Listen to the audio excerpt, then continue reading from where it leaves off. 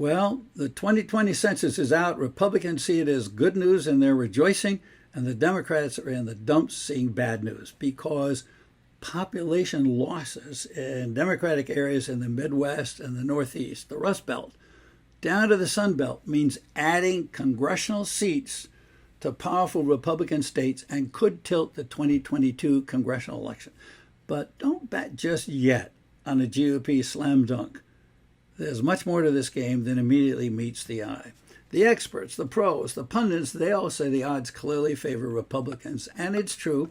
In midterm elections, the out party normally gains seats. And the Democratic hold on the House is very narrow, 218 to 212.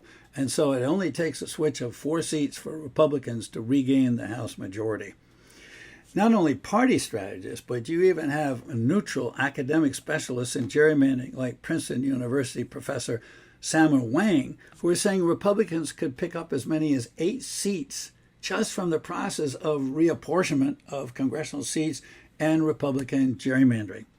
And when you look at the map at first glance, that's how it looks. You see big blue states like California, Illinois, and New York each losing a congressional seat, and Republican states like Texas, Florida, North Carolina, Montana gaining a total of 5 seats. But take a second look at that map, and what you see is there's some Republican states that are also losing seats. Ohio, Michigan, Pennsylvania, West Virginia. And then in New York State, even though they're losing a seat, Democrats control the process of redistricting this year. And I will bet you they can arrange to make sure that the district they lose that gets killed is a Republican district. And if that happens, that wipes out the automatic gains of Republicans from reapportionment. But the GOP does have some ace in the hole all around the country. It's called the trifecta. The trifecta is control of the 3 most important power centers in any state, the governor's chair and control of the 2 houses of the legislature. This year, Republicans have trifectas in 23 states, and Democrats have them in only 15. And Republicans know how to use trifectas. Back 10 years ago, they parlayed their control into real red map gerrymandering to the advantage of Republican candidates. In fact, in 2012, Democratic candidates for the House of Representatives actually got 1.4 million more votes than Republican candidates nationwide. More votes for Democrats, but Republicans came out with a 33-seat majority in the House of Representatives. That's the gerrymander dividend. This year, however, Republicans are not in a strong position as they were 10 years ago. 4 states that used to have GOP trifectas now have Democratic governors: Michigan, Wisconsin, Pennsylvania, and North Carolina.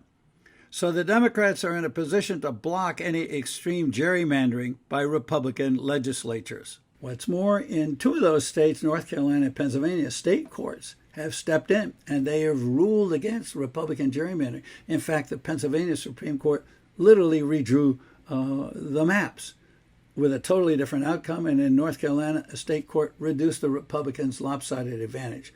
And those courts are certainly going to be on the alert this year against party shenanigans. Then when you move to the mega states controlled by Republicans, Texas and Florida, they've pretty well maxed out. They've wrung almost all the advantage they could get out of partisan gerrymandering. They have lopsided delegations that favor Republicans in those 2 states. Their map makers are going to have a hard time this year actually improving on the Republican advantage, especially if there has been population movement within Florida and Texas from the pro-Republican rural counties into the Democratic strongholds in and around big cities like Houston, Dallas, San Antonio, Miami, Orlando, Tampa.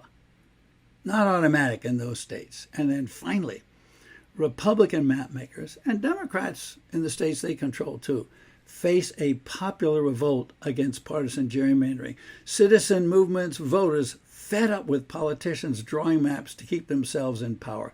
And so there have been reform movements, popular referendums, and they've taken the job away from the legislature and turned drawing district maps over to a nonpartisan citizen commission, bipartisan commissions with both parties involved, some scheme that breaks up the party monopoly to dictate the maps however they want. Keep an eye, particularly this year, on Ohio and Michigan, two big states where 10 years ago Republicans worked their red map process to a fairly well and made huge gains. With fairly even party votes, popular votes, they came out in the 2012 election with a 12-4 Republican advantage in Ohio and an 8-5 advantage in Michigan. If those independent and bipartisan mechanisms work this year, there's a good chance the Republicans will lose a handful of seats in more competitive districts. So I don't buy the pundits' argument that 2022 is going to be a slam dunk for Republicans. It's going to depend on the issues, Biden, Congress, a whole lot of stuff. It's also going to depend on whether the courts are active, the commissions work, and whether we, the people, the voters at the grassroots, keep a close eye on the process and demand a fair and level playing field. If we get that, it's going to be a very tight competitive election.